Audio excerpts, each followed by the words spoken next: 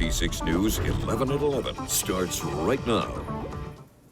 Right now at 11 at 11, tonight we're hearing family members of a former Providence Journal reporter who fell to his death while on vacation.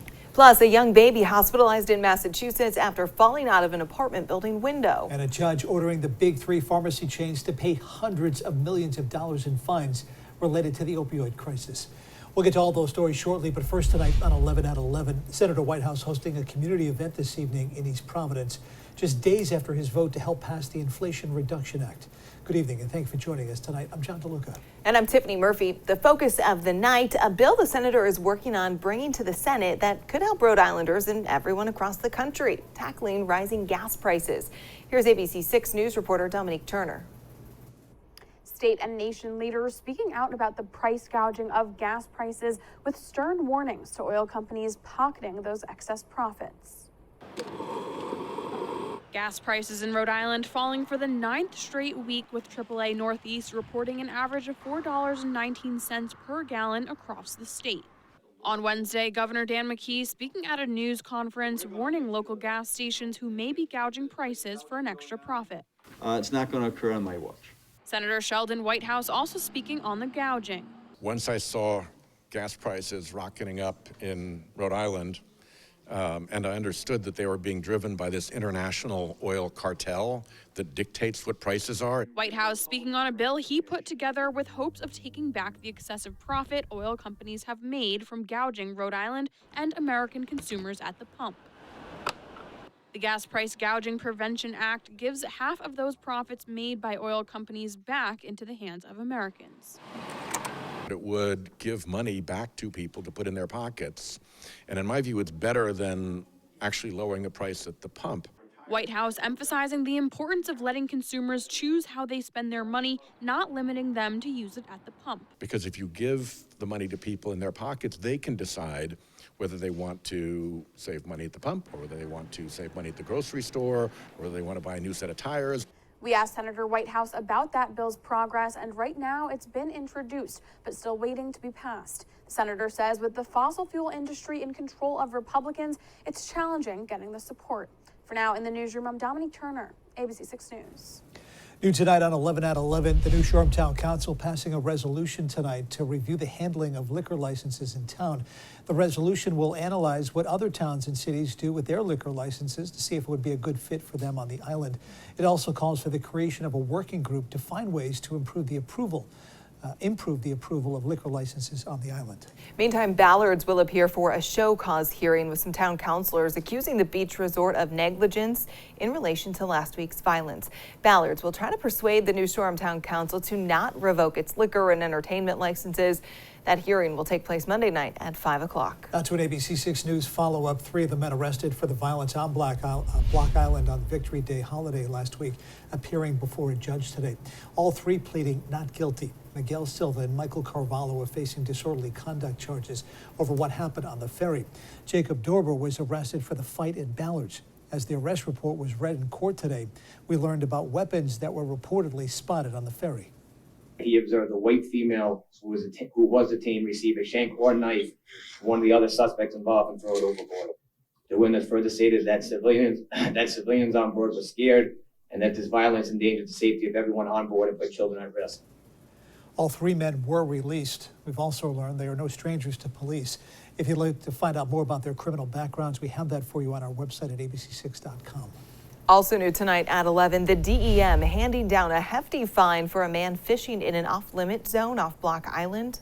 Back in June, DEM says William McLaughlin III was fined $9 grand for possessing a striped bass in an exclusive economic zone, and that officials saw his vessel dump striped bass at night before fleeing to avoid police, but they were able to catch up with him and they found another bass on board. Time now for checking the forecast from track meteorologist Kelly Bates, joining us now live in the Weather Center. Kelly, what a pleasant hello. Hi. What a pleasant evening. Indeed. Yeah, it's super nice out there. Very comfortable, very dry. Our dew points are nice, nestled in the 50s. We have a current temperature of 65, coming off a daytime high of 80 degrees. Winds also are beginning to change. They're changing direction and have backed way off on the speed. Now that we're bringing air from the west-southwest, It indicates a change in an overall weather pattern, too. You see, we've been dealing actually with a nor'easter, and it's been affecting coastal Maine and a good portion of New Hampshire with rain that's been going on all day. Well, we're sort of getting the scraps. Every once in a while, we'd see some clouds come through and a couple of showers. But as you can see, we have like this zone of drying that has opened up over our corner of southern New England. And as we continue through the overnight and that continues to weaken, we're expecting to do some clearing. So we are going to see a blend of sun and clouds early on tomorrow morning. We should be clear by the time we get to the noontime hour for tomorrow. And winds are going to be a fraction of what they were today, of course, when it was breezy. Now, as we turn our attention to the weekend, things get a little interesting, and I'll tell you what to expect coming up in just a couple minutes. Tiffany? Looking forward to that. We'll see you soon. Thanks, Kelly. Sure. New tonight on 11 at 11, a young child in the hospital with serious injuries after falling out of a window in a Dorchester neighborhood apartment building. Now, according to our sister station, WCVB, police responded to American Legion Highway after 3 o'clock for a 4-year-old that fell out of a 4th-floor window. That child was found with serious injuries, laying on the ground, not moving. An investigation is underway to find out how it happened. No other information was made available. That's what ABC 6 News update. State police back out searching the waters off Martha's Vineyard today for the 21-year-old man who went missing after jumping off the Jaws Bridge on Sunday night. Today's conditions did not allow for any dive operations, but police did use ATVs as well as aerial searches. The body of his 26-year-old brother was recovered on Monday. Siblings are from Jamaica and were spending the summer working at a restaurant on the island. Now to developing news out of Milwaukee, a tragic accident taking the life of an older man from Providence who was visiting the city with his wife. He was stuck on a drawbridge as it was going up. The 77-year-old hung on for as long as he could before he fell to his death. Here's reporter Olivia DeRocha. The bells of the Milwaukee Kilbourne drawbridge ringing as the family of Richard Dujardin stands by, days after the 77-year-old fell from the bridge and died on Monday. The Providence father of 6 was trailing behind his wife as they were crossing the bridge on the last day of their Milwaukee trip. The retired Providence Journal religion reporter got caught in the middle as the bridge rose to a 90-degree angle. He inspired us academically as well as spiritually. And very faithful man. They were on their way to church when the event took place. Family members of Dujardin speaking to our sister station WISN in Milwaukee after flying in from across the country. We're still seeking answers. Investigators say Dujardin hung on to the rails for nearly 2 minutes before falling 71 feet onto the pavement to his death. Where we live in Rhode Island, we don't have drawbridges, so I think maybe it's not as obvious. The family says faith is what's getting them through this traumatic time, something their father valued so much and would have turned to in a time like this. His Catholic faith was really important to him. My dad was very big into faith and family, and so those things don't die. Olivia DeRocha, ABC 6 News. Massachusetts State Police charging a Taunton man with OUI related to a deadly head-on crash early this morning. According to the Stadies, 29-year-old Devin Arroyo veered into the northbound lane of 495 and then hit another driver head-on just after midnight in Hopkinton. At that point, a tractor trailer behind the victim's car could not stop in time and ended up rear-ending the victim. That victim was pronounced dead at the hospital. Police say Arroyo may face more charges following further investigation. Now to our focus on our schools. The Providence Public School District facing allegations of inflating the grades of students to boost graduation rates. A school board member is alleging some students earned up to 3 years of high school credit for just a few weeks of schoolwork.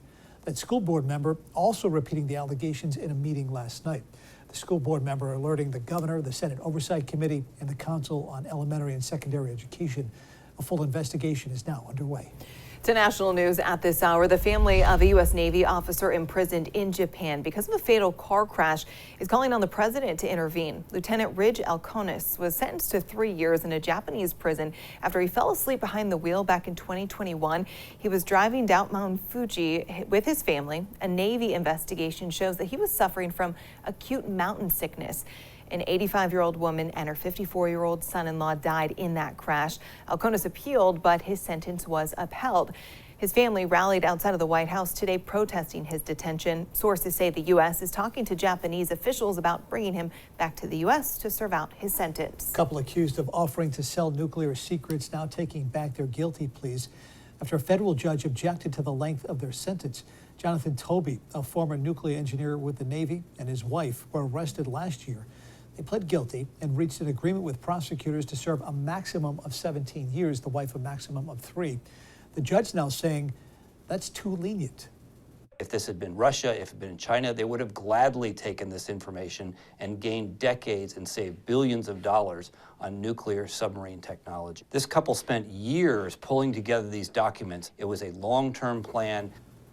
The Tobys will be able to resubmit a new plea deal before they would go to trial.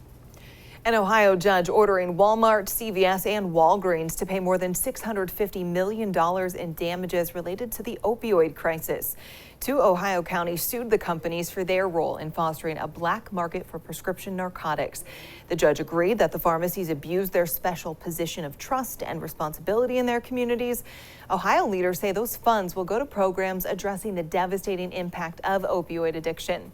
Spokespersons for Walmart, CVS, and Walgreens all say they will appeal the judgment. Still ahead tonight at ABC 6 News at 11, the CDC dealing with a scathing review of their responses to public health emergencies. Plus, it's the first time this year mosquitoes in Rhode Island have tested positive for Triple E and West Nile. The city's in the spotlight. And we'll introduce you to the newest member of a growing family, the Roger Williams Park Zoo.